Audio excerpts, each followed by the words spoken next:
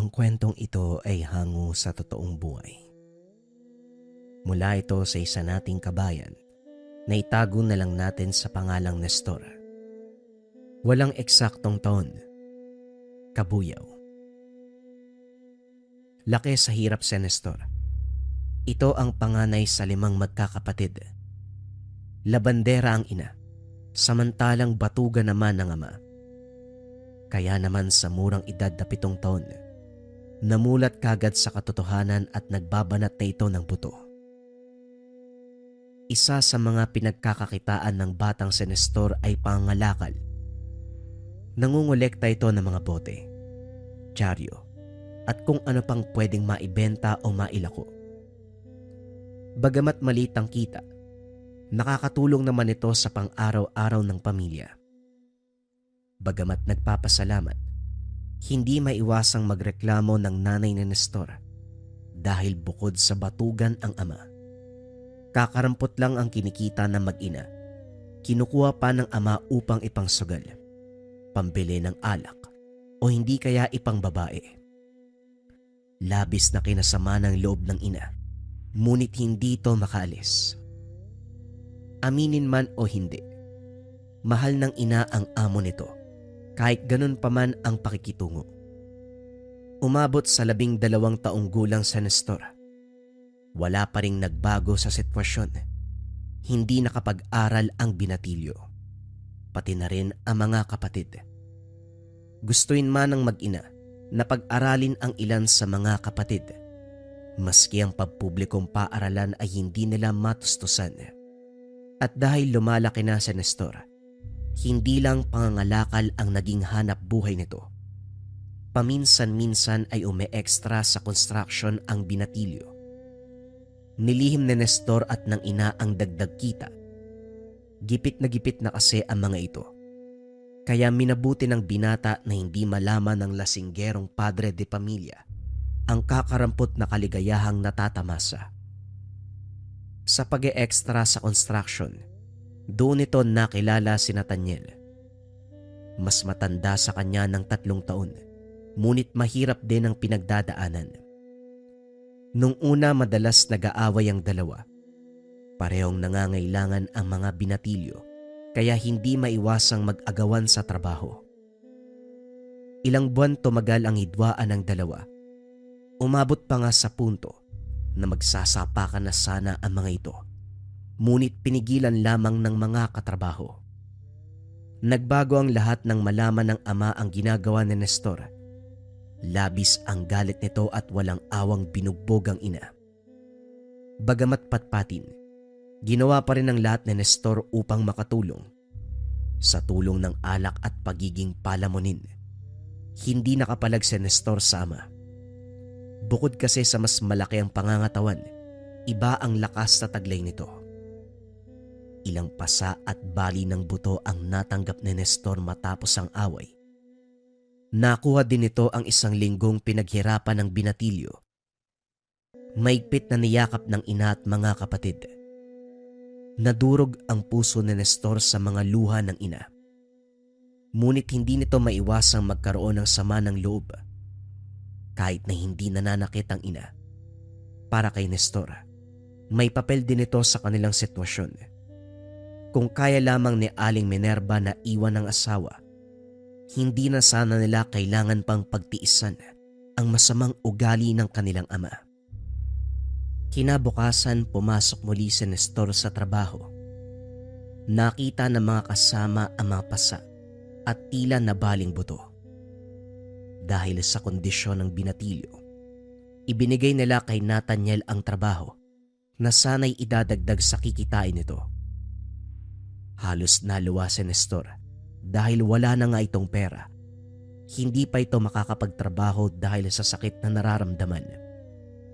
Ang masaklap pa, hindi nila ito mapapagamot dahil sa kakulangan sa suporta. Hindi muna umalis si Nestor sa lugar. Nakiusap ito kung maaari siyang manatili at magpahinga muna. Nangakong hindi mangingialam o magiging perwisyo, kaya naman pinayagan ang binatilyo. Nagulat si Nestor nang may nag-abot ng pananghalian sa kanya Pagtingin sa taas, nakitang si Nathaniel ang nag-abot nito. Nung una ay hindi sana kukunin ng bigay, lalo na't hindi maayos ang relasyon ng mga ito. Hindi ko man alam kung anong eksaktong nangyari sa'yo. Nakakasiguro kung gutom ka. Huwag ka mag-alala, walang lason yan. Meron lang akong sobra sa pagkain ko. Wika ni Nathaniel. Umupo ito sa tabi ni Nestor. Bagamat nahihiya, tinanggap pa rin ito ng binatilyo, lalo na't kanina pa kumakalamang sikmura. Mahinang nagpasalamat sa kabutihang pinapakita ng katrabaho. Sa sandaling iyon, bahagyang nagkwentuhan ng dalawa. Nalaman ni Nathaniel ang nangyari at sitwasyon ni Nestor. Nalaman din ni Nestor na ulila na si Nathaniel. Kaya naman ang perang kailangan ng binata ay upang mabuhay siya.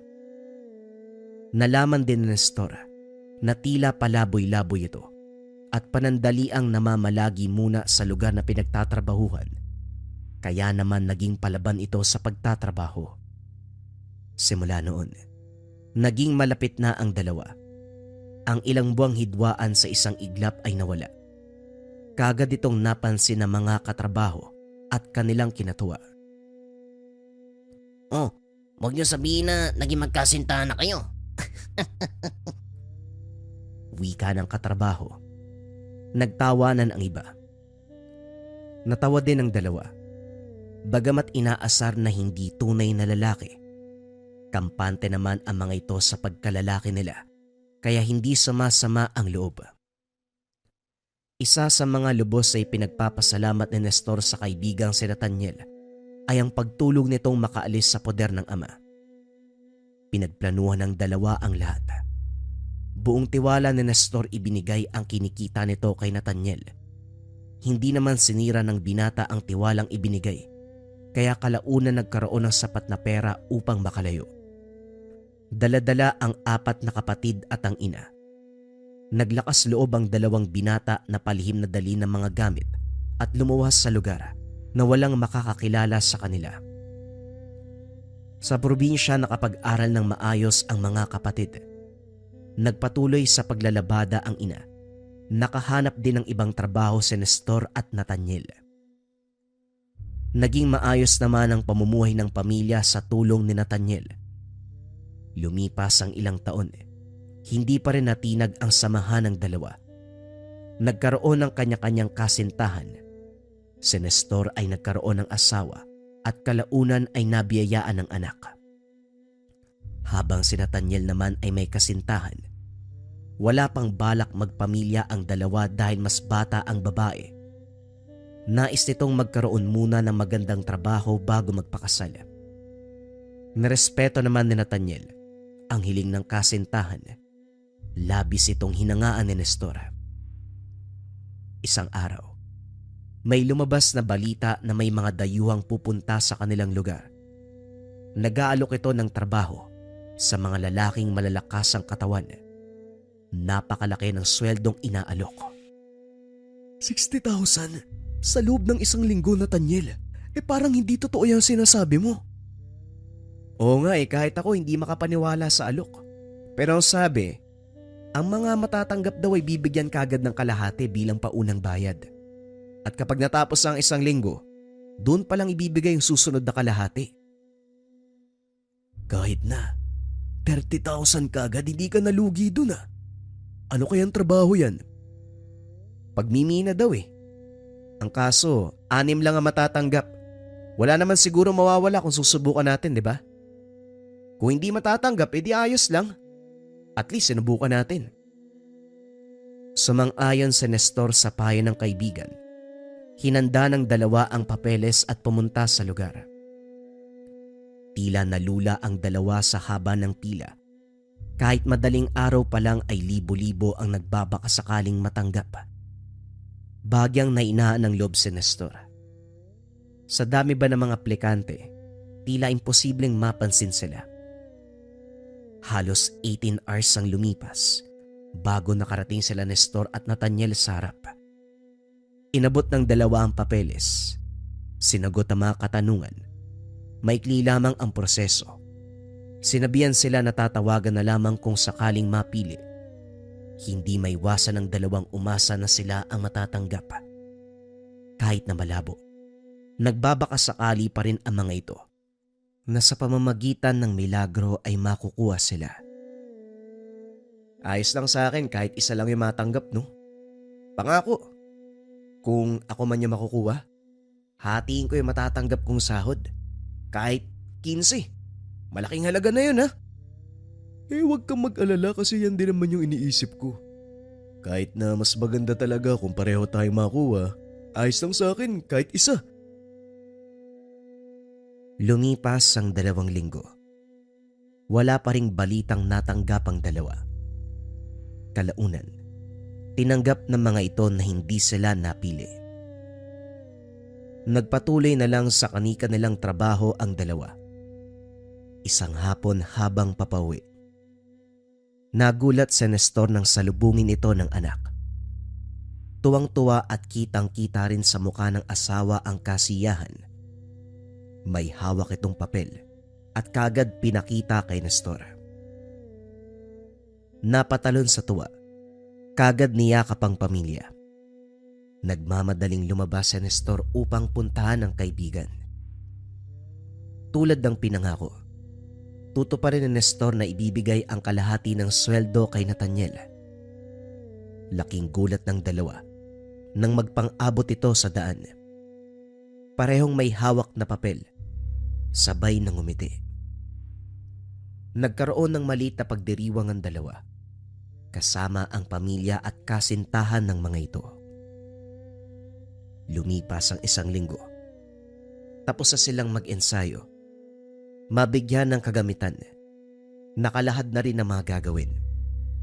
Binigyan naman sila ng pinuno, ang magsisilbing leader ng grupo na siyang nakakaalam ng lahat ng dapat at hindi dapat gawin. Nagsimula ng maglakbay ang grupo. 7 sila kasama ang leader. Napansin ni Nestor at Nathaniel na tila may pagkakahawig ang 6 na napili. Pare-parehong kayumanggi ang balat. Matipuno ang pangangatawan at halos magkakapantay ang taas.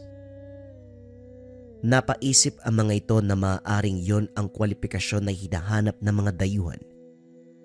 Bagamat nakakapagtaka kung bakit hindi pumili ng mas malaki o mas matatangkad ang mga ito, dahil nakita naman nila ang ibang aplikante. Hindi na masyadong inisip ng dalawa ang detaling yun. Mas nanaig kasi ang tuwa dahil sa laki ng kikitain sa loob lamang ng maikling panahon. Nakarating na rin sila sa lugar. Isang malawak na kapatagan. Sa dulo ay may bundok. Maliit ito kumpara sa inaasahan ng dalawa. Sa gitna ay meron ng nakahandang butas. May mga kahoy at bakal na nagsisilbing pintuan. Merong bitbit na ilaw, lampara, bag na may iba't ibang gamit, lubid at kung ano-ano pa. Pumasok na ang grupo. Pinalawanag ng leader na meron ng daanan na hinanda ang mga naunang minero, kaya hindi na sila mag-aalala kung sakaling mawala. Git pa nito, ligtas naman ang trabaho. Kailangan lang nilang kunin ang mga kayamanan na nasa liblib na parte ng kabundukan. Hindi na kasi kinaya ng naunang kumuha pa, kaya nagpasya ang kumpanya na kumuha ng panibagong empleyado upang tapusin na ang proyekto. Makalipas ang halos 1 oras, tumigil na ang leader sa paglalakad. Wari ng grupo. Nandito na sila kung saan kukunin ang mga kayamanan, ngunit wala silang nakikitang kumikislap sa paligid. Pwede na kayo magsimula. Bungkalin ang gilid. Itaas o hindi kaya naman yung mismong lupang kinakatayuan nyo, ha? Ang importante, maakot nyo ang lahat na makikitang kayamanan. Ulitin ko ang babalang ito. Binayaran kayo ng napakalaki, kaya inaasahan namin hindi kayo gagawa ng mali. Sa oras na may makita ko, kahit isa sa inyong nagtago o merong binulsa, sisiguraduhin kong pagsisisihan nyo yan. Naintindihan nyo ba? Babala ng leader. Tumango naman ng lahat at nagsimula ng magtrabaho. Ilang oras ang lumipas bago may nakatagpo ng kayamanan. Wika ng leader, ayos lang naman ito. Normal na matagal ang paghahanap, lalo na't nakatago talaga ang mga ito. Kalaunan ay isa-isa nang nakahanap ng bato. Konti na lamang ay mapupuno na nila ang isang sako na siyang ikinatawa naman ng leader. Kapag umapaw na ang sakong yan, pwede na tayong umuwi. Bukas naman uli. Katulad ng inaasahan, napuno din nila ang sako. Nagligpit na ang grupo at lumabas sa kuweba. Alauna ng madaling araw nang makabalik si Nestor sa pamilya. Pinaliwanag nito sa asawa ang nangyari at kung ano ang itsura ng lugar. 4:00 pa lang ay naligo na si Nestor. Kahit kulang sa tulog, kumikilos pa rin ito lalo na't 1 linggo lang naman ang trabaho. Nagkita muli sila ni Nathaniel kasama ang leader at ang grupo. Bumalik sila sa kuweba upang ipagpatuloy ang trabaho. Pagdating sa lugar, labis ang pagtataka ng grupo. Maraming palatanda ang ginawa ang mga ito at maayos naman ang senso nila ng direksyon. Kaya nakakasiguro ang grupo na tila napalitan ng daanan. Bagamat nagtataka, nagpatuloy pa rin sila. Tulad kahapon, ilang oras muli bago nakatagpo ang grupo ng unang diamante. Ilang oras pa ang nakalipas bago napuno ang sako. Biglang natigilan ng grupo ng yumanig ang lupa. Labis kinabahan ng mga ito at tinignan ng leader. Nagalit pa ang mga ito nang makitang kumaripas ng takbo ang taong tutulong dapat sa kanila. Bagamat madilim, maraming batong nahuhulog at lupang nabibitak. Ginawa ng grupo ang lahat ng makakaya upang makaalis ng mabilis. Sa kasamaang palad, tuluyan silang naligaw at hindi na nahanap pa ang lagusan. At ang pinakamasaklap, naiwan ng mga ito ang mga gamit sa kakamadali. Tila sumarado at napalibutan ng lupa ang 6 na minero. Bitbit lamang ang lampara. Mismong mga kamay ang ginamit upang subukang gumawa ng daan palabas. Oh, daan-daan lang, Nestor. Baka lalo tayong makulong dito eh. Hindi mo ba naririnig yung lupa? Kailangan nating makaalis dito kaagad habang tumatagal. Mas bumababa ang tsansa natin. Wika ni Nestor habang binabaon ang mga kamay sa lupa. Kumalma ka nga muna. Sa mga ganitong sitwasyon, importanteng kalmado tayo para makapag-isip ng maayos. Para hindi tayo gumawa ng mga desisyon na pagsisisihan natin. Ginawa naman ni Nestor ang payo ng kaibigan. Huminto at tuminga ng malalim. Matapos ang ilang sandali, naghanap muli ito ng pwestong susubukang bungkalin. Lumipas ang ilang minuto, wala pa ring nagbabago sa sitwasyon ng grupo. Paubos na ang gaas sa lampara, kaya minabuti na lang patayin muna ang 5 upang sa oras na maubos na ang isa, meron pang reserba. Ilang sandali pa, naririnig ng isa't isa ang kalam ng sikmura. Nanatiling positibo si Nathaniel. Sa palagay nito, babalikan sila ng leader. Natatagalan lamang dahil maaaring nahirapan na kumuha ng katuwang at maliligtas sila. Huwag ka na magpauto, Nathaniel. Nakita mo ba yung reaksyon ng leader kanina? Parang nabag yung buntot kumaripas ng takbo. Tingin mo, babalik pa talaga yung ganong klase ng tao? Sumang-ayon naman sa kanya ang iba pang minero. Huwag naman tayong manghusga ng kapwa natin, Nestor. Lalo ka na. Tayong dalawa nga mismo. Ilang buwan tayong magkaaway tapos hindi natin inasahan na magiging matalik pala tayong magkaibigan. Huwag nating husgahan ng leader. Magdasal tayo. Manampalataya na magiging maayos din ang lahat. Hindi na nakipagsagutan pa si Nestor. Wari nito, maaaring gutom lamang ang dahilan kung bakit iritable sila. Narinig nito ang mga bulungan ng ilang minero.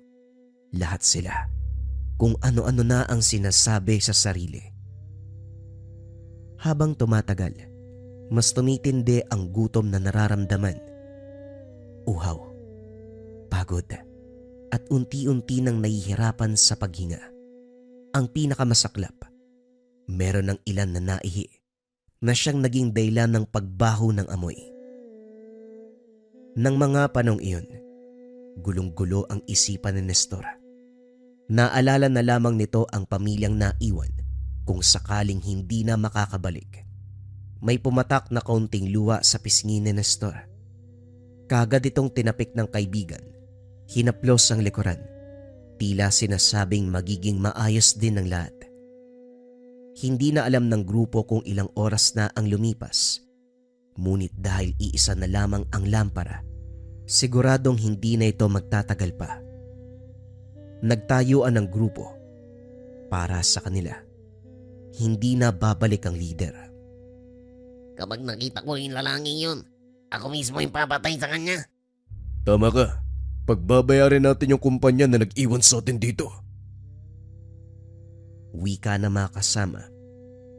Tahimik lang si Nestor at Nathaniel. Ginawa nila ang makakaya, ngunit kahit anong hukay, hindi pa rin matagpuan ang lagusan. Nagdudugo. May mga pasana ang kamay nila. Bagamat masakit, hindi ito naging sapat upang tumigil ang grupo. Mas nakakatakot kasi na unti-unti silang mamatay sa gutom o kaya tuluyang mawalan ng hangin sa isang madilim at liblib na kuweba. Naging motibasyon nila ang pamilyang may iwan kung sakaling hindi na makakabalik. Walang-wala ang sakit na mga kamay kung ikakasawi nila ang pananatili dito. Dumilim na ang paligid. Tila ilang minuto na lang ay tuluyan ng mawawalan ng langis ang lampara. Dahil sa galit, gutom at takot. Hindi maiwasang mag-away ng iba. Dahil sa hidwaan, nasipa ng isa ang lampara. Kaya naman dumilim ang buong paligid. Akala ni Nestor, dito na matatapos ang lahat. Hindi niya inasahan na ang umagang iyon na lang pala ang huling beses na makikita ang pamilya. Nawala sa malalim na pag-iisip ang grupo nang biglang lumiwanag ang kapaligiran. Akala nila nanumbalik ang apoy sa lampara. Kaso nga lang, isang uri ng nilalang ang nakita. May binti ng tao, pero ang ulo ay mula sa kabayo. Malaginto ang napakahabang buhok. Ang mga mata nito ang siyang pinagmumulan ng liwanag.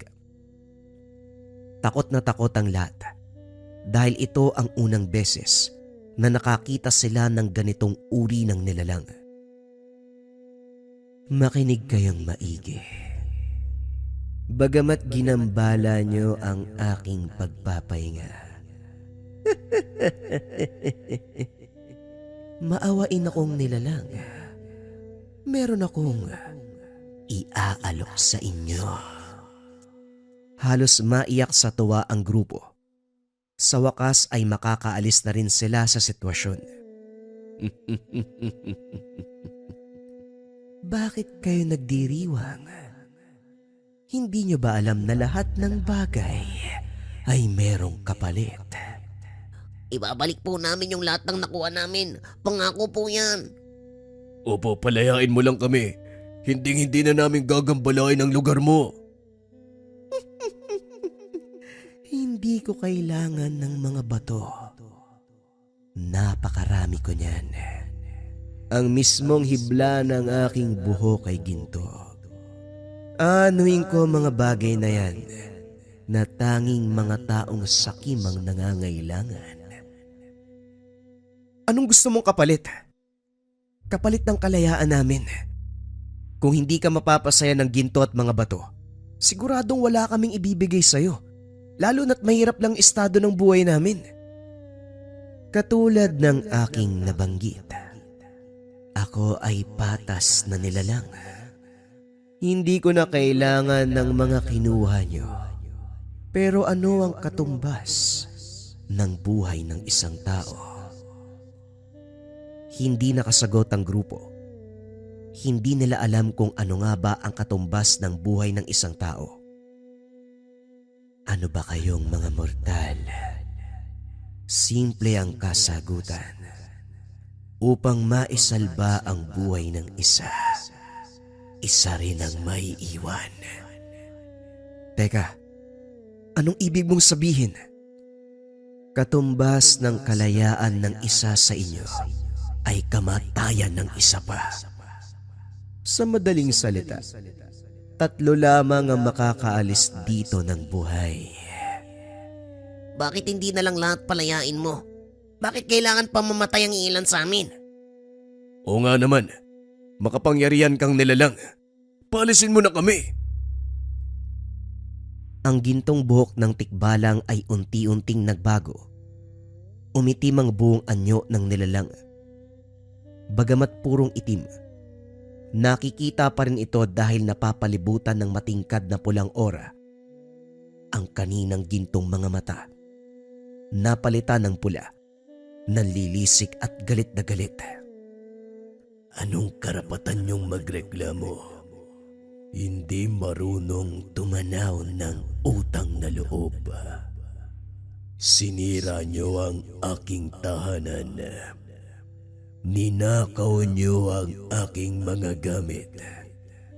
Matapos ko kayong patawarin at bigyan ng pagkakataong makalaya, ito pa ang ikaganti nyo.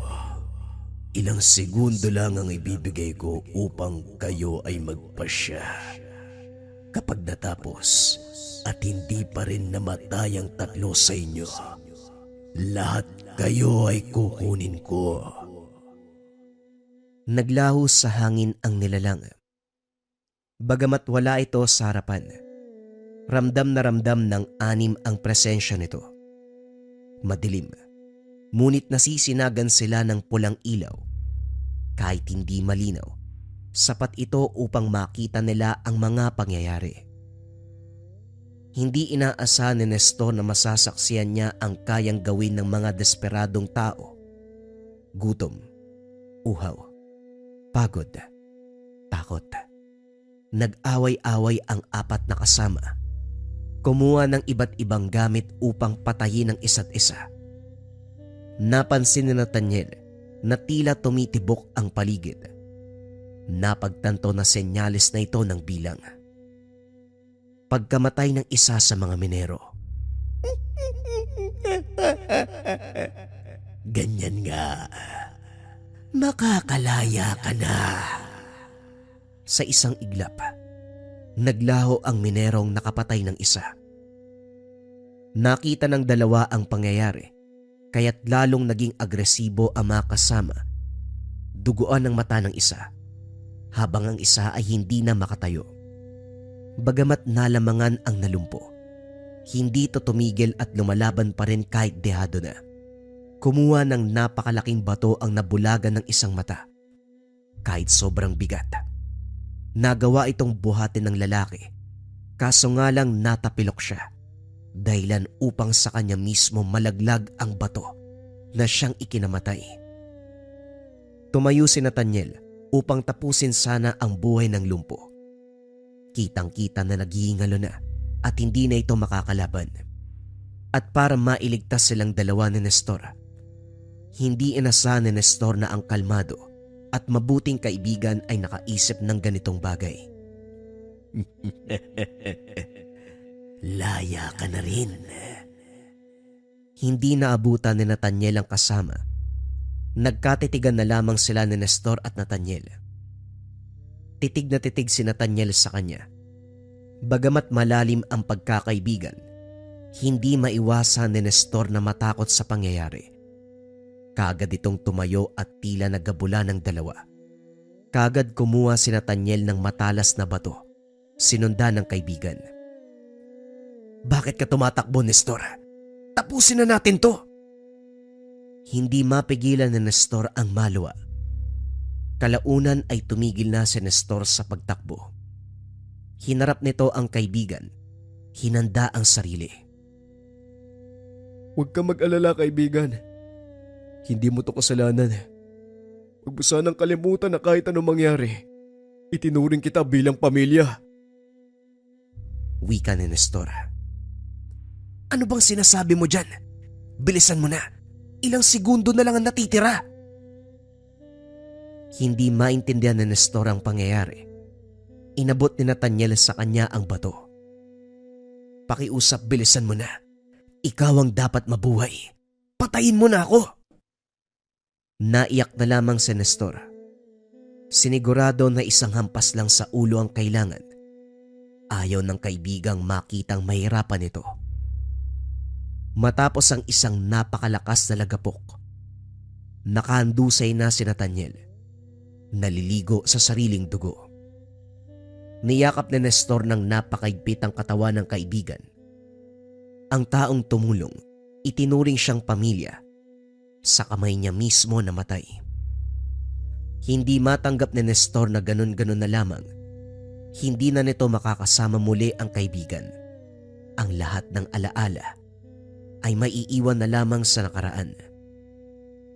Habang nagluluksa, napatingin si Nestor sa itaas ng masinaga ng ilaw. Bisa nyo, natagpuan na namin sila. Wika ng leader. Natulala si Nestor. Tulad nga ng sinabi ng kaibigan, manampalataya at magtiwala lamang silang babalik ang leader. Napatitig na lamang ang leader kay Nestor habang yakap-yakap nito ang katawan ng kaibigan. Pasensya na kayo at natagalan. Nag-ingat kami dahil baka lalong gumuho ang lupa at matabunan kayo. Hindi makaimik si Nestor sa mga pangyayari. Patay na ang kaibigan. Ilang linggong tulala. Hindi makapaniwala at nagsisisi. Kung nag-antay pa sana sila, mabubuhay pa ang kaibigan. Bagamat nagbigay ng babala ang tikbalang, hindi naman sila sigurado kung totoo ba ang mga narinig at kung totoo ba napapatayin sila. Ngunit isang katanungan din ang naiiwan sa isip ni Nestor. Maaaring ang tikbalang din ang gumawa ng paraan upang siya ay matagpuan doon sa loob ng kuweba. Kaso nga lang lahat ng ito ay magsisilbing tanong na lamang. Habang buhay niyang tinanaw ang sakripisyo ng kaibigan, inayos ang sariling buhay. Inalagaan ng pamilya bilang pagbibigay ng respeto sa ginawa nitong sakripisyo. Nang minsan silang naging menero sa lugar ng tikbalang. Ang susunod na kwento ay marathon, mga kabayan. Ito ay mula sa dati nating istorya. Huwag na nating patagalin pa. Simula na ang marathon. Ang kwentong ito ay hango sa totoong buhay. Mula ito sa isa nating kabayan na itago na lang natin sa pangalang Selmo. Taong 1981, probinsya ng Maguindanao. Wala nang nagawa si Selmo nang mabalitaan ang nangyari sa kasamahan sa trabaho. Natagpo ang nakahandusay sa gitna ng plantasyon. Ang sabi ng karamihan, inaswang dahil may narinig na ingay mula sa nilalang bago mangyari ang insidente. Sinabihan ko na siya na wag nang lumabas kaso hindi nakinig eh. Lasing. Kung alam ko na ganito ang kahihinatnan, sana pala sinamahan kong magwala sa labas. Bakit ba kasi hindi ko narinig yung sigaw niyan? Nung sinalakay siya wala eh. Malapit lang sa kubo pero wala talagang ingay. Imposible naman na hindi yan sumigaw habang inaatake. Ang matandang kasama sa trabaho na malagi sa kubo ng taniman, maging ito ay nagtataka sa mga kaganapan. Si Mang Juan na mismo ang kumausap sa nag-imbestigang pulis. Pagkatapos mailigpit ang bangkay, wala nang katanungan ang mga otoridad. Nagsibalik ang lahat sa trabaho. Habang abala ang karamihan sa pag-aasikaso ng aning tubo, Sumadya si Selmo sa kamalig upang matignan ng mga binabantayang hayop. Unang napansin ang isang baboy na hindi maperme. Palakad-lakad. Binabangga ang ulo sa pader. Tumigil din ang sitay niya. Sinuri ang buong paligid. Wala namang kahina-hinala. Ito ang naisip na gawin dahil nitong nakaraang araw napansin ang pag-aaligid ng isang matanda sa lugar. Naninigurado lang kapag may nangyaring masama sa mga alaga, siya na nagbabantay ang mananagot. Pagkatapos mapakain ng lahat, binalikan ng pansin ang baboy kanina. Binabangga pa rin ang ulo sa pader pero hindi na gaanong kalakasan. Uy, Dikdik! Ano bang nangyayari sa'yo? May problema ba? May masakit ba? Ang lakas mo pa kahapon Tapos ngayon nagwawala ka ng gusto. Tinawag niya na si Mang Juan. Kagabi pa yan sa Elmo Hindi ko nga alam kung anong iniinda ng baboy na yan. Sinuri ko na pero wala namang diferensya sa katawan. Pinalam ko na kay bossing ang tungkol dito. Maghihintay pa tayo ng araw ng pagbabalik.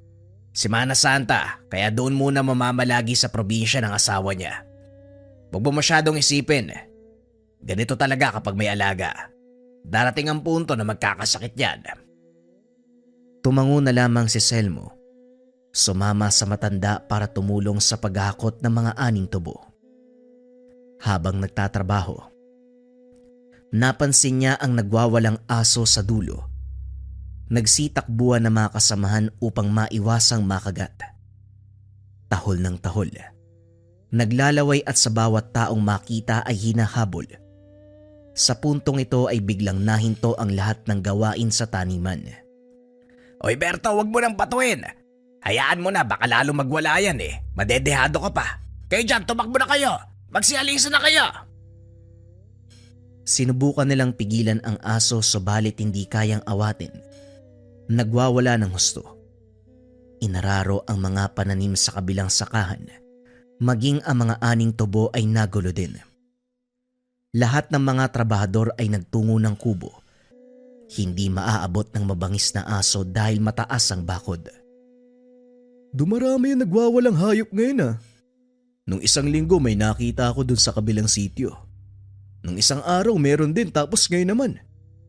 Nagkakatotoo yata yung sa kasulatan Yung tagpo na pumapasok sa mga baboy yung espiritu ng demonyo. Ganun yata nangyayari sa mga hayop dito. Kung sa bagay, sino ba naman na nakakaalam sa mga kaganapan ng mundo?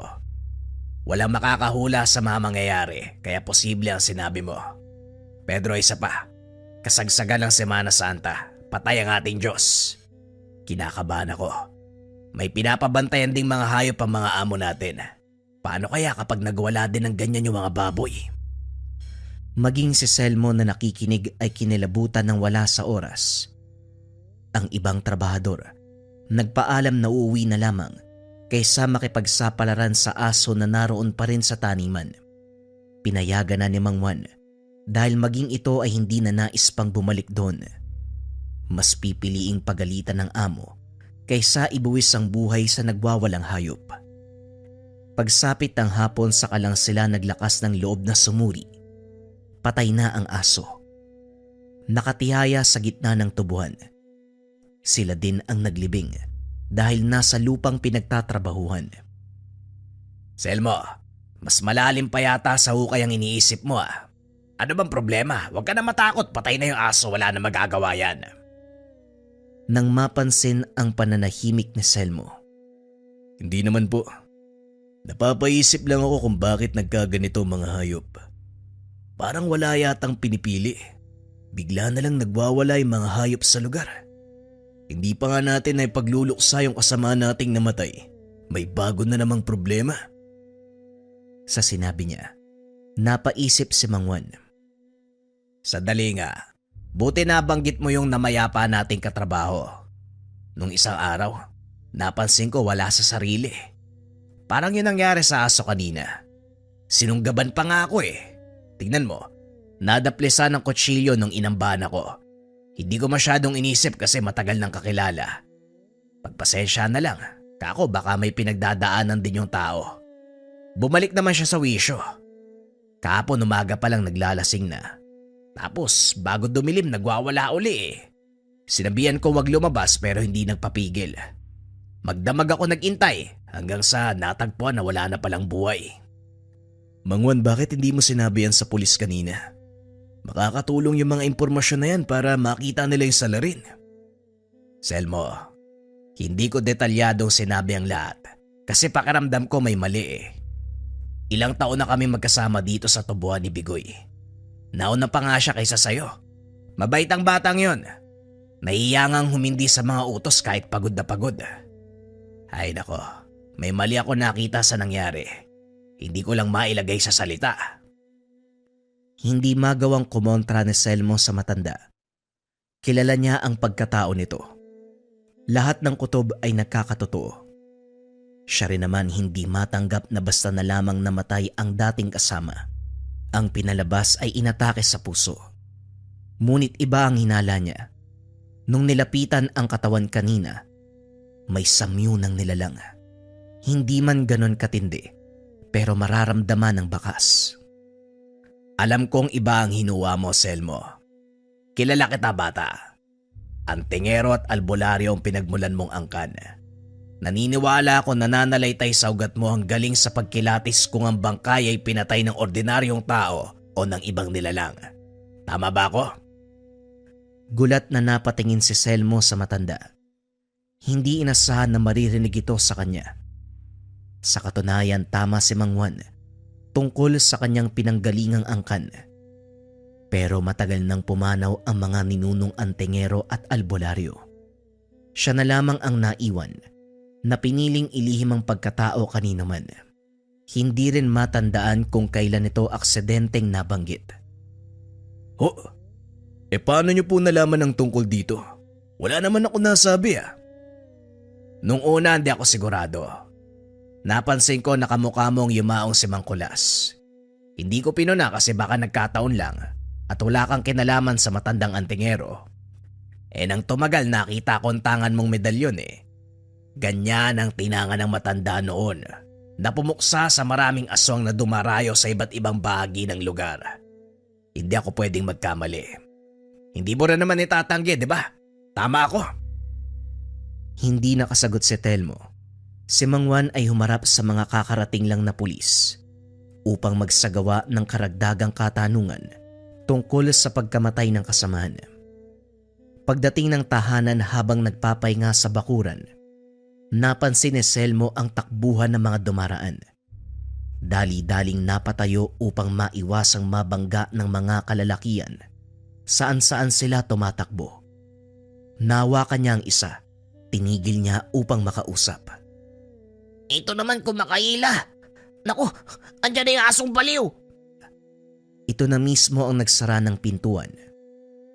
Nakita ni Selmo ang asong duman. Walang pinagkaiba sa aso doon sa taniman. Wala sa sarili, basta na lamang humahabol. Dumediretso sa mga kabayan. Lahat ng mga tao ay nagtatago. Kuya, malaki naman yung katawan mo. Baka meron kang magawa para tulungan kami oh. Uwi pa kasi kami ng mga barkada ko sa kabilang bayan eh. Dumaan lang kami dito tapos may ganyang aso, baliw. Naisip na rin ito ni Selmo. Nag-aantay lang ng tamang tiyempo para mabilis ang paghuli. Dali-dali siyang kumuha ng patalim at sa sandaling lumabas.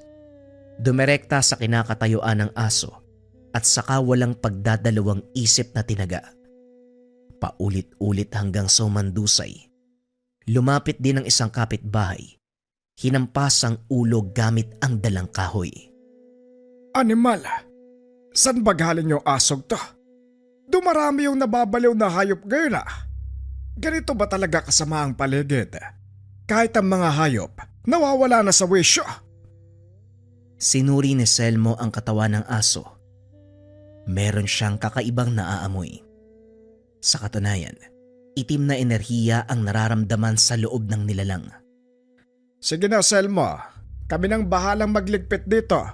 Maraming salamat sa tulong mo. Tumango na lamang si Selmo. Hindi na bahala dahil habang sinusuri ang aso kanina, Nagsagawa na rin ng maikling orasyon upang hindi na makapanghawa pa ang sumpa. Sinabihan na lang niya si Mang Tony na siguraduhing malalim ang hukay. Napabuntong hininga si Selmo. Napapaisip kung sa paanong paraan magkakaganon ang mga hayop. Sa pagkakalam niya, tanging tao lamang ang nahahawaan ng mga sumpa. Ngunit sa nangyayari, kumakapit din ito maging sa mga hayop. Posible kaya nilalahian nila yung mga hayop?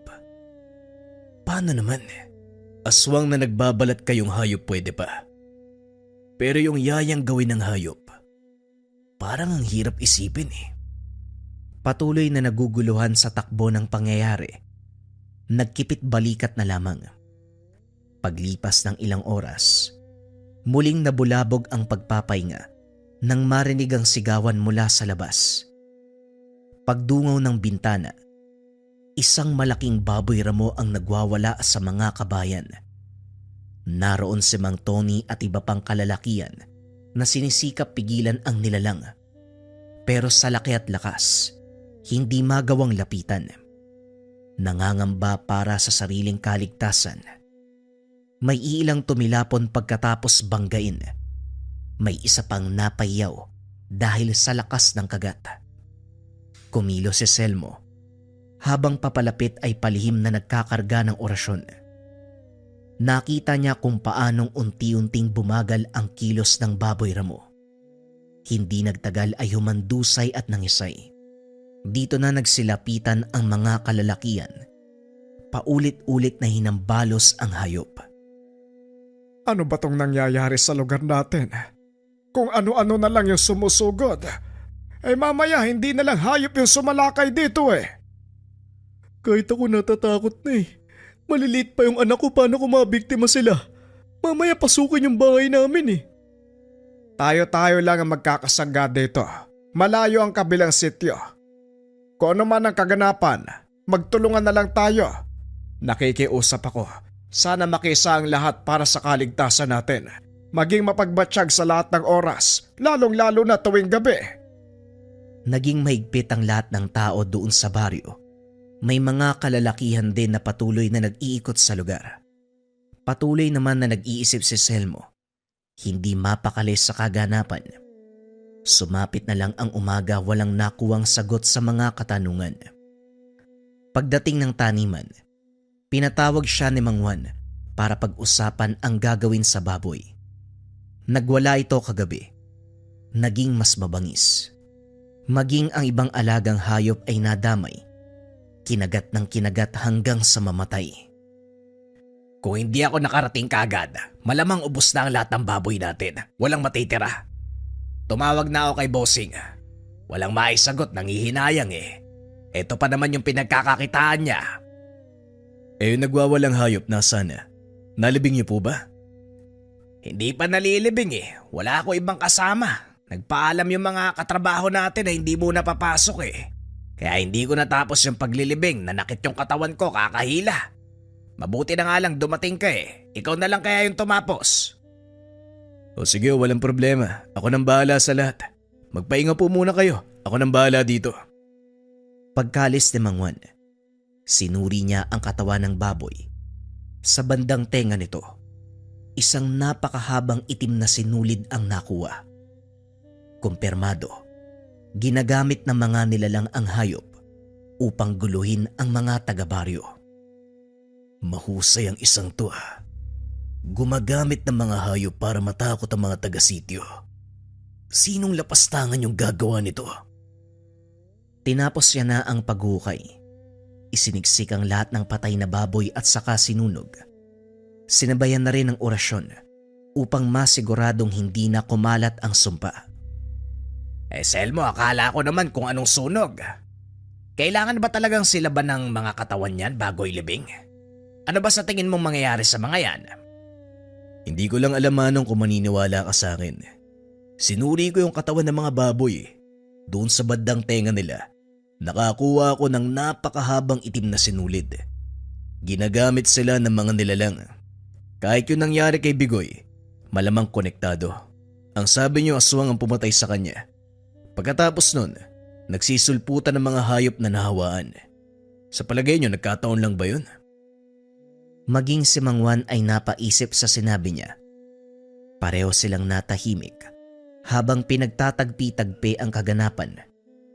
Kalaunan ay nagpalitan ng ideya. Kung si Bigoy lang ang pag-uusapan, masasabi kong malihim ang batang yon. May mga pagkakataon pa na umalis siya, tapos may kinikwentong babae. Hindi ko alam kung kasintahan ba o ano eh. Kinutuban ako, sa tuwing uuwi yun, talagang ang sangsang ng amoy. Ang sakit sa ilong. Sino po ba yung babae? Kakilala niyo po ba? Saang lugar nakatira?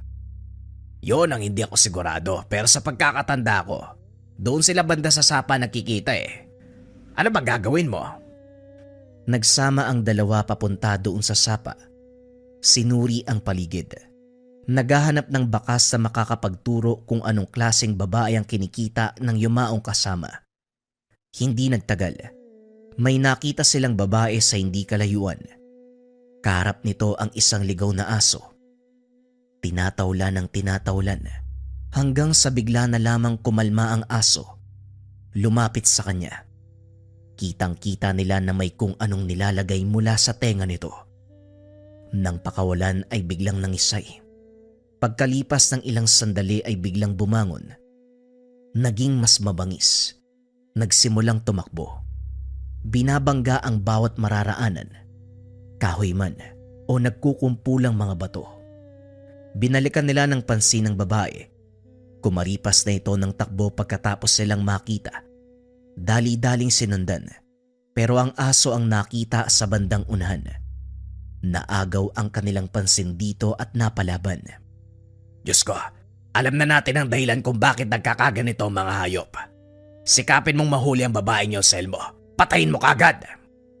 Hindi kagad makaalis si Selmo dahil hindi sila pinapalampas ng aso. Ilang beses pang natumba. Kagad nagkarga ng orasyon. Kaso nga lang nakagat si Mang Juan. Humandusay ang nilalang matapos tamaan ng binatong tigalpo ng binata. Parang naaalala ko na, Selmo. Doon sa kabilang ilog. Yung nag-iisang kubo doon sa lugar. Subukan mong puntahan. Malamang naroon ang babae. Tumango lamang si Selmo. Inuna munang gamutin ang sugatang braso ng matanda. Masyadong malalim ang sugat. Nangihina at namumutla ito. Unahin mo na yung babae, Selmo. Kaya ko na ang sarili ko.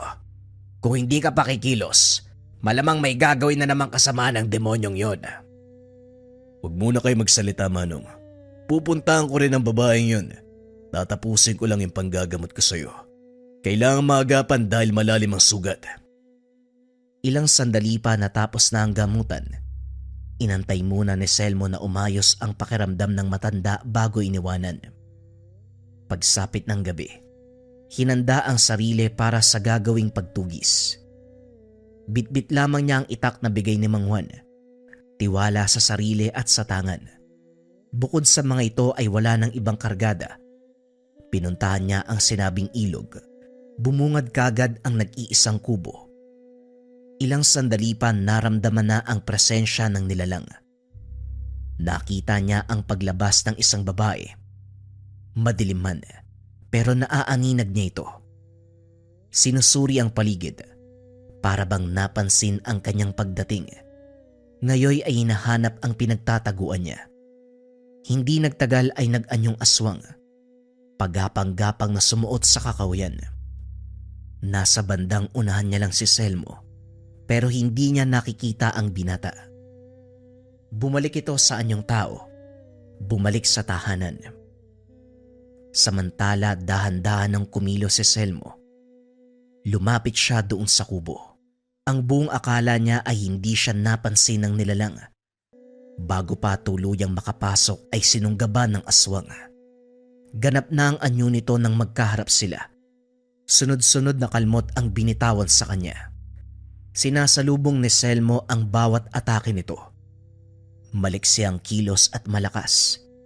Nahirapan siyang tapatan ng una, pero nagawang makipagsabayan ng mga kargang orasyon.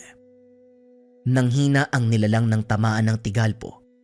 Ginamit na ni Selmo ang binigay na itak ni Mang Juan. unang tama pa lamang sa nilalang, bumagsak kagad sa lupa.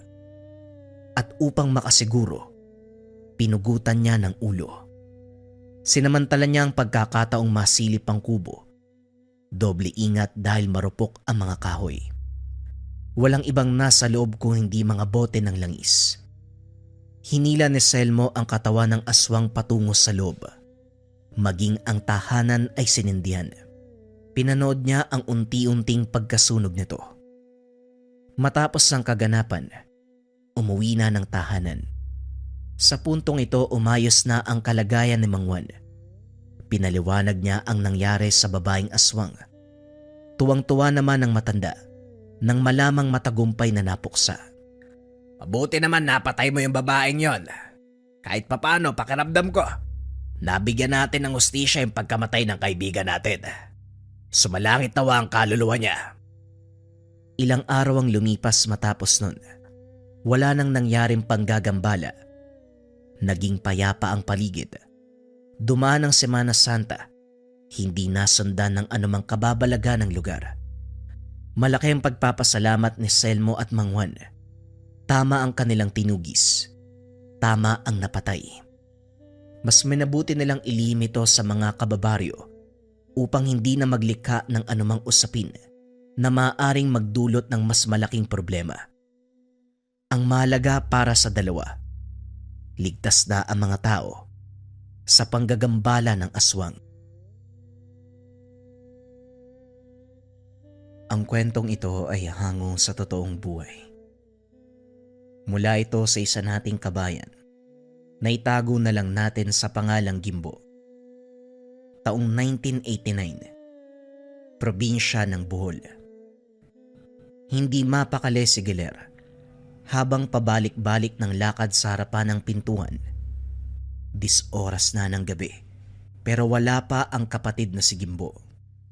Hindi naman ito ang unang pagkakataon dahil sa lahat ng lakad ay matagal nakakauwi. Hindi ito ang kinabahala dahil ang mas kinakatakutan ay ang pakikipagsapalaran ni Gimbo sa mga nilalang katulad ng aswang.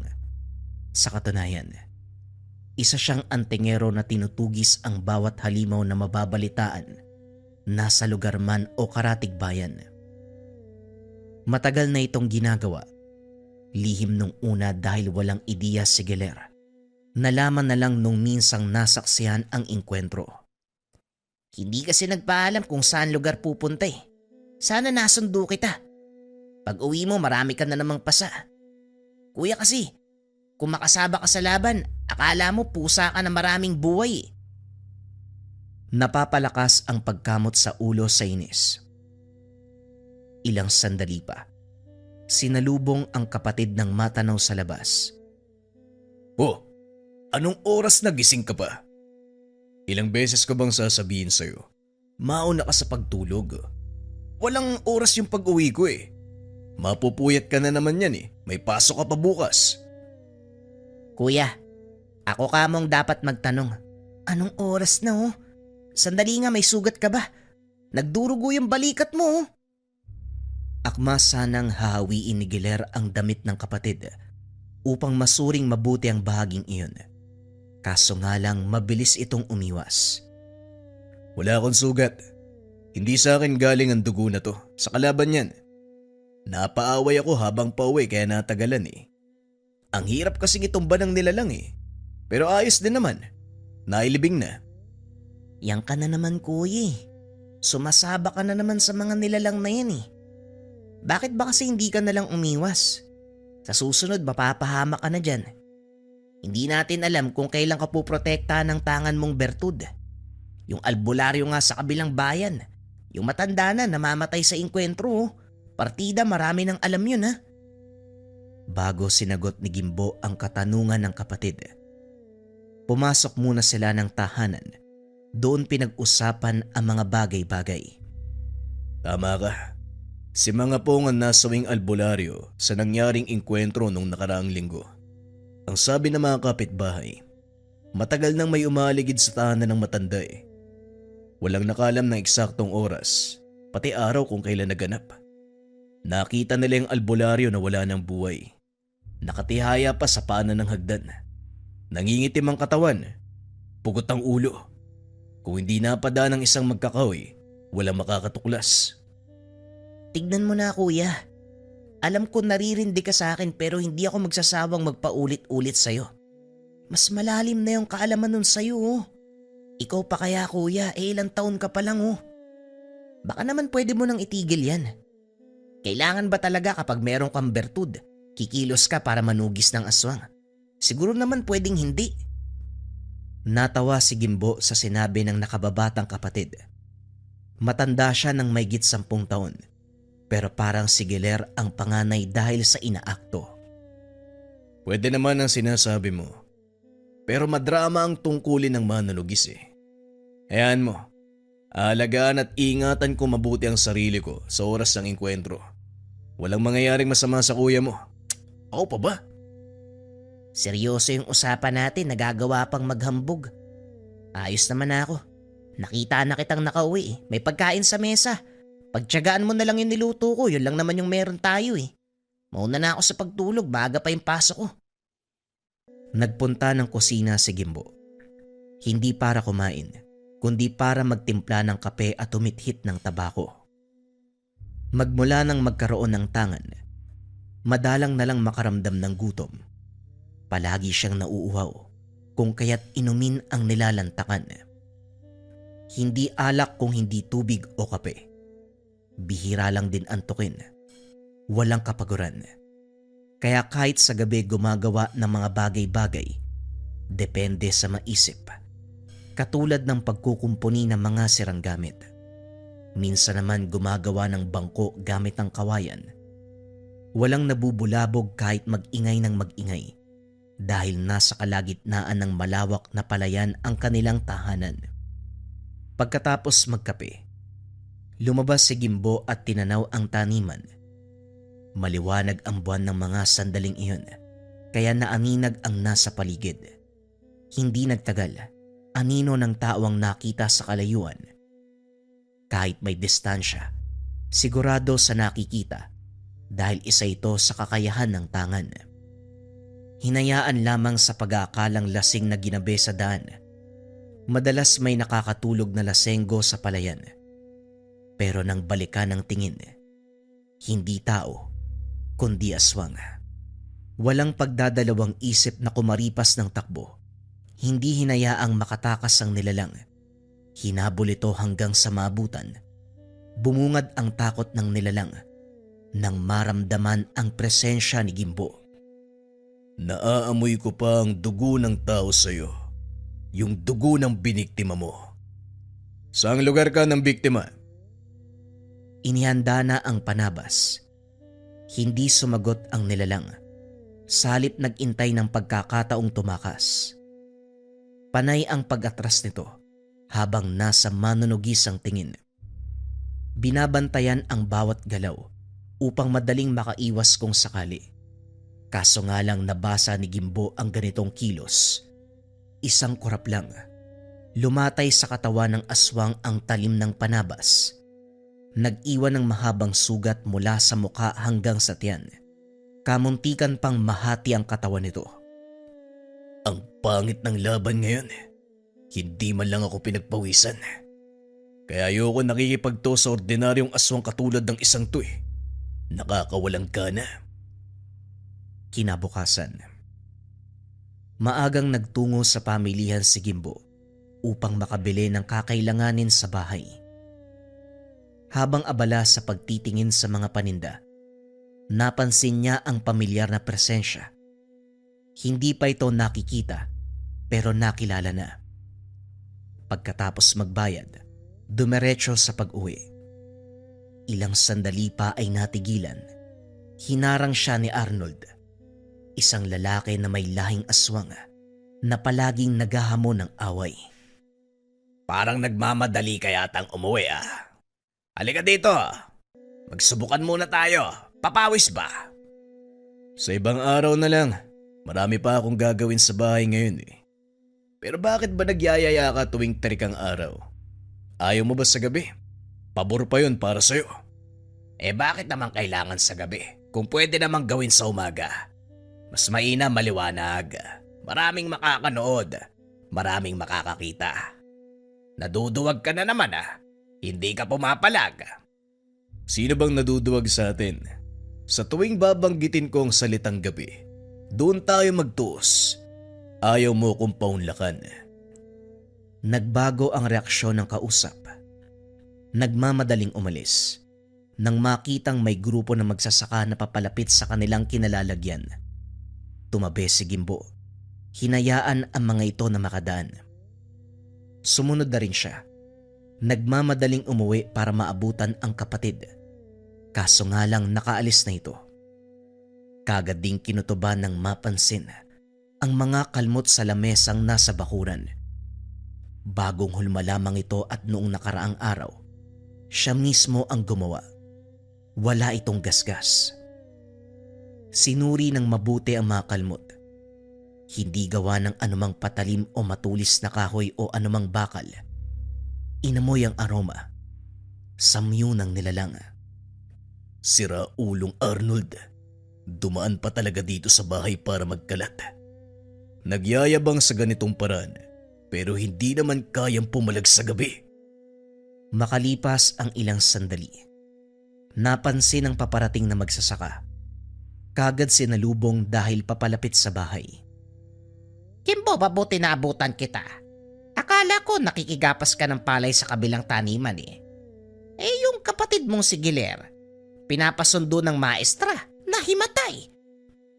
Dali-daling tumakbo si Gimbo papunta sa paaralan. Naabutan sa isang silid ng kapatid. Nakaiga at wala ng malay. Naroon ang mga guro. Nagbigay ng paunang lunas. Hinihilot ang kamay at noo. Magalang siyang bumati sa mga ito. Humingi ng permiso na iuuwi si Giler. Habang buhat-buhat ang kapatid, alam niya na merong nakasunod. Kahit malayo, nararamdaman ang presensya nito. Tumigil sa paglalakad si Gimbo. Sumilip sa likuran. Nakita niyang nasa likod ng puno si Arnold. Lumabas ito upang magpakita sa kanya. Ngumiti ng nakakaloko at kumaway. Hindi naman na pinansin pa ni Gimbo. Mas inuna ang kapakanan ng kapatid. Pagsapit ng hapon, nagkamalay na ang bunso matapos mabigyan ng gamot. Batay sa pagsusuri ni Gimbo, tigal po sa hangin ang tumama sa kapatid upang mahilo at mawalan ng malay. Kuya, pasensya ka na. Pumunta ka pa sa paaralan. Si Arnold. Siya po yung huli ko nakita. Nasa malayo lang siya habang nakatingin sa akin Yung huli ko naaalala, kinumpas niya po yung kamay niya. Tapos tinuro ako Ayun, sumakit yung ulo ko tapos nawalan na ako ng malay. Naikuyom ni Gimbo ang mga kamao nang marinig ang sinabi nito. Talagang hindi titigil ang baliw na yan. Sumusobra na. Panahon na para bigyan ng leksyon. Siguro kuya, hindi naman kailangang umabot sa ganyan. Talagang makulit lang si Arnold, diba? Titigil din yun. Hindi ordinaryong tao si Arnold Giler. Gumagawa siya ng paraan upang mangbiktima ng iba. At ako ang pinupunterya niya. Maaaring sa paningin ng mga kabaryo natin, makulit na tao lang si Arnold. Pero ang totoong katauhan niya, delikado. Natahimik si Giler sa nalaman. Buong akala normal na tao si Arnold na may ugaling mapang-asar at palaging naghahamon ng gulo. Lingid sa kalaman ng lahat, isa siyang nilalang na dapat katakutan. Hindi ko alam yun, kuya. Pasensya ka na Palagi ko pa namang kinakausap yun. Huwag ka mag-alala.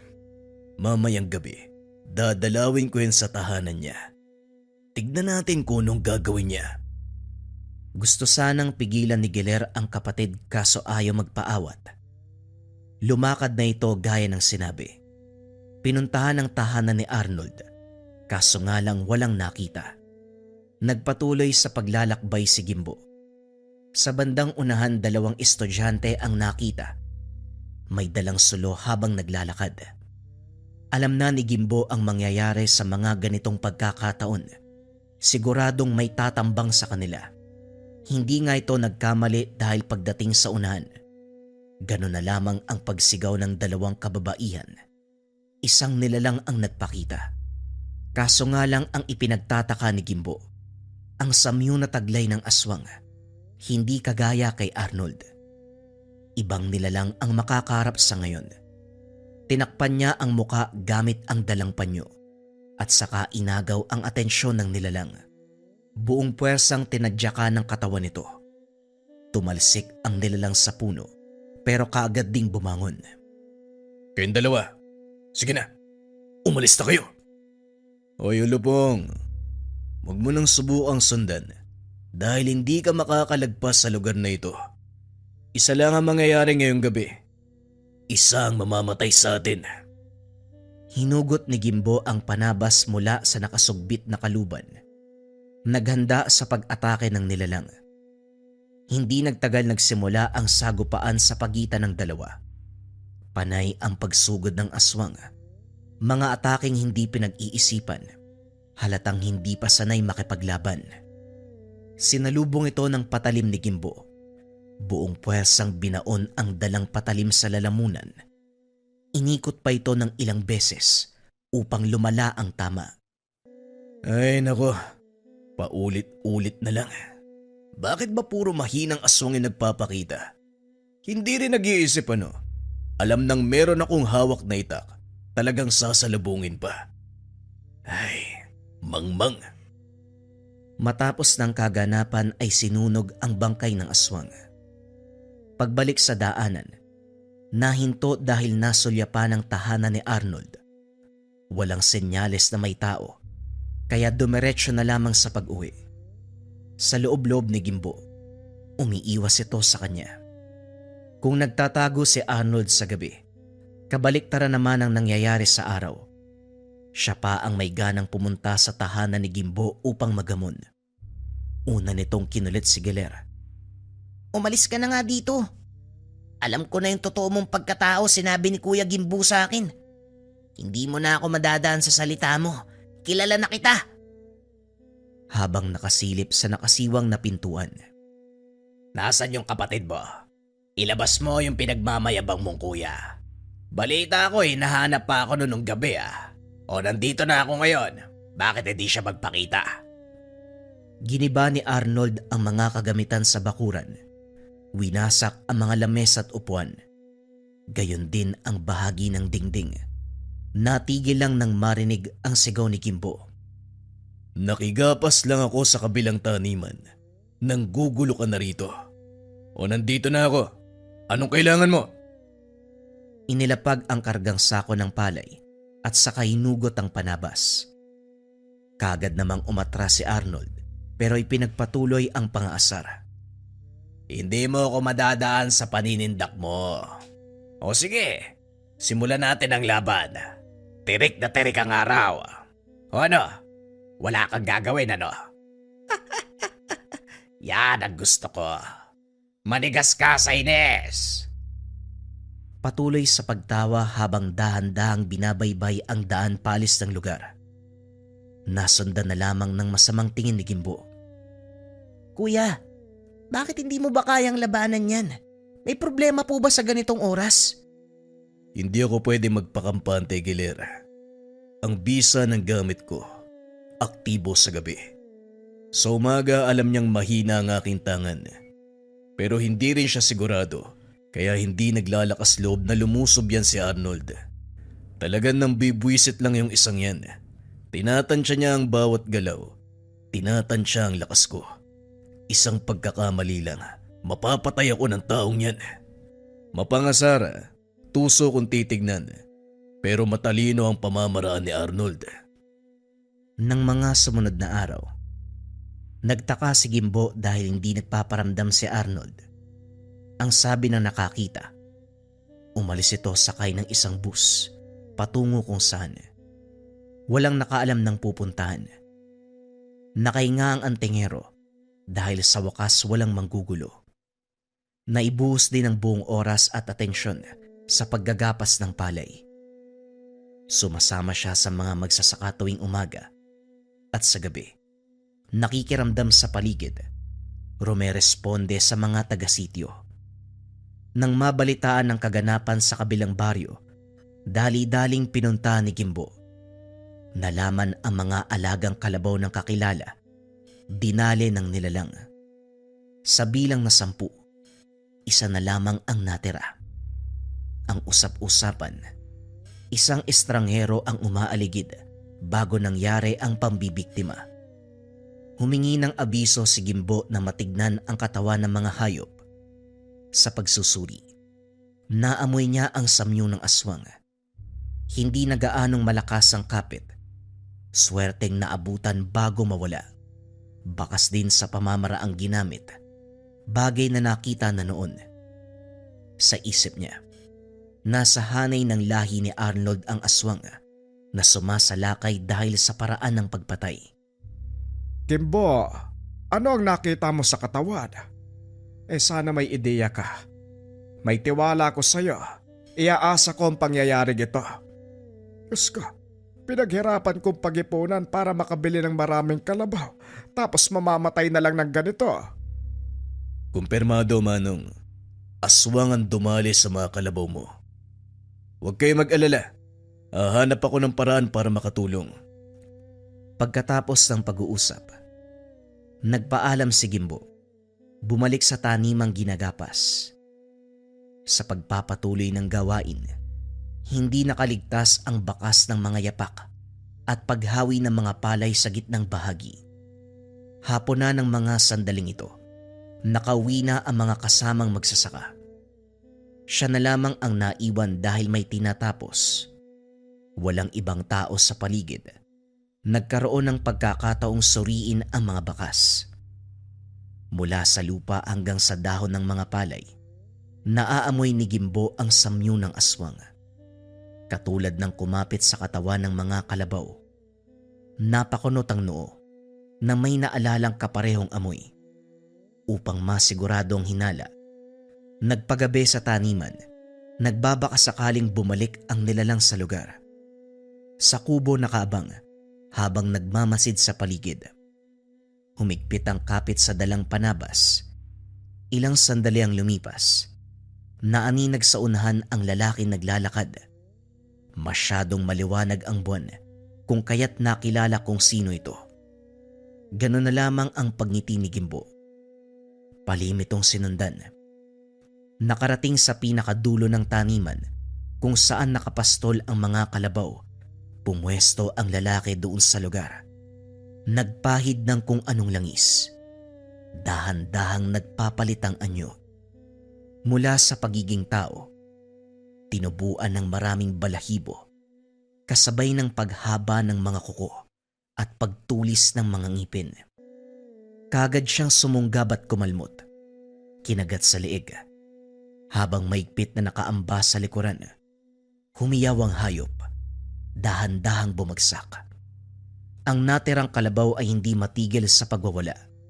Ang iba ay kumaripas ng takbo matapos mapigtas ang tali.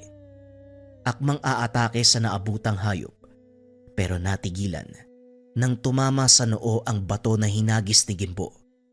Sa pagkakataong ito, naagaw ng manunugis ang atensyon ng nilalang. Umangil ng napakalakas. Naghanda na ito para sa pag-atake. Si Gimbo sa kabilang banda, nag-aantay na mauna ang nilalang. Hindi nagtagal nagtuos ang dalawa. Sa puntong ito, nakitaan kagad ng pambihirang kakayahan ng aswang. Sobrang bilis ng kilos, maliksi. Hindi may pagkakaila ang taglay na lakas. Sumugod ito ng kalmot. Kumakagat din kapag nakakatsyempo. Ang mga kamay naman ay panay abot sa leeg ng antingero para sakalin. Sasakalin mo ako, kagaya ng ginagawa mo sa mga hayop. O sige, subukan mo. Sa pagpapatuloy ng laban, alam na ni Gimbo kung sino ang karap. Walang iba kung hindi si Arnold. Kahit hindi mo sabihin sa akin kung sino ka, nararamdaman ko, ikaw yan, Arnold. Akala ko umalis ka na sa baryo eh.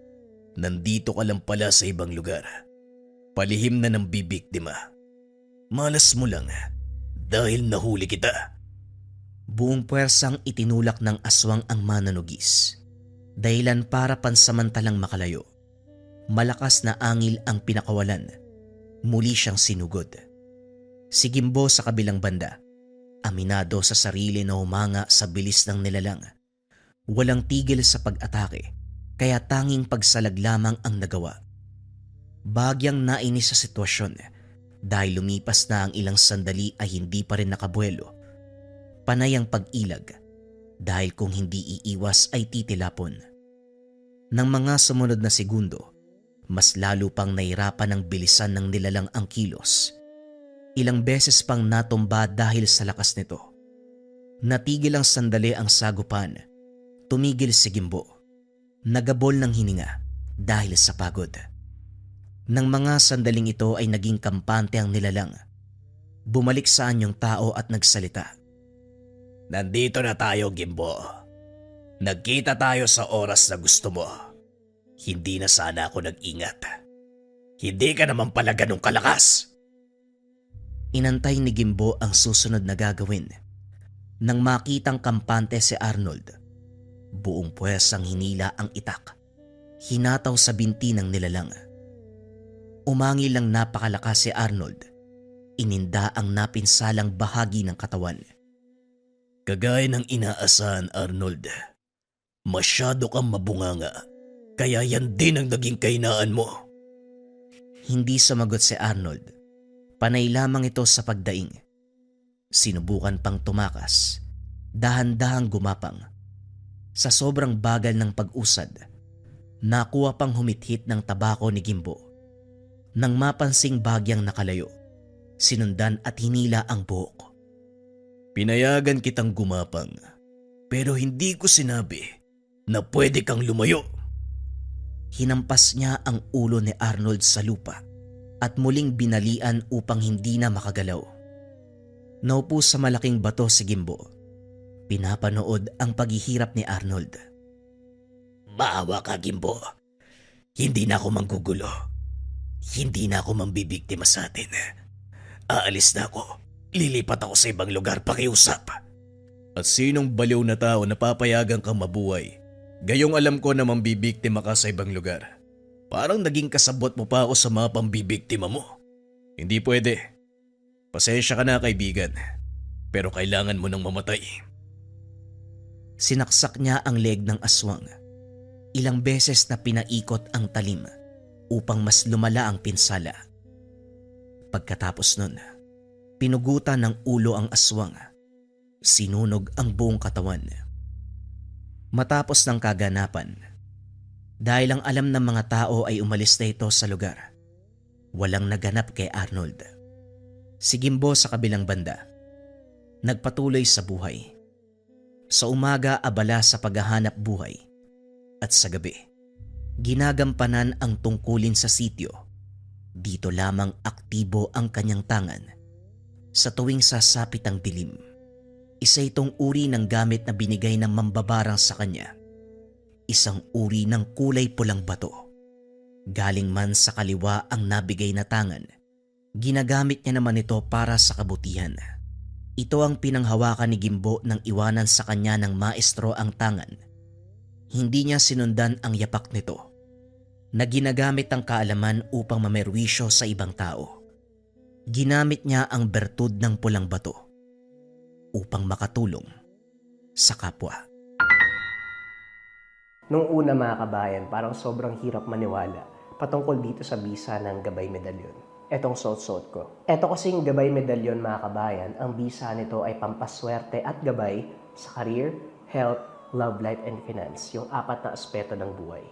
Magmula nang dumating sa akin to mga kabayan, tapos palagi ko na siyang suot, mas nag-take ako ng actions. Nandun kasi yung konsepto na dapat naniniwala ka sa gamit mo at ang pinakamabisang paraan ng pagpapatunay na naniniwala ka, mas mag-take ka ng action sa mga bagay na gusto mong ma-achieve or sa mga hinihiling mo. So every day talaga mga kabayan, mas nag-try ako, sinubukan ko yung mga bagay na gusto kong marating at sakto din mga kabayan. Kasabay ng pagdating ng Gabay Medalyon, sunod-sunod na yung projects, sunod-sunod na yung blessings na natatanggap ko. kung saan projects na yung nag-o-offer sa akin, hindi lang sa aspeto ng TikTok shop, maging sa lahat ng channels ko.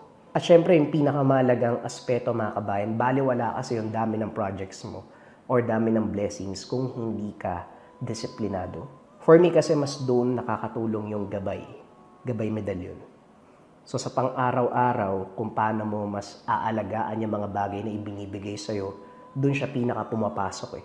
Hindi ka napadalos-dalos sa decision making, alam mo yung mga bagay na hindi mo dapat bilhin, alam mo yung mga bagay na dapat mong unahin, alam mo yung mga bagay na dapat patulan at hindi.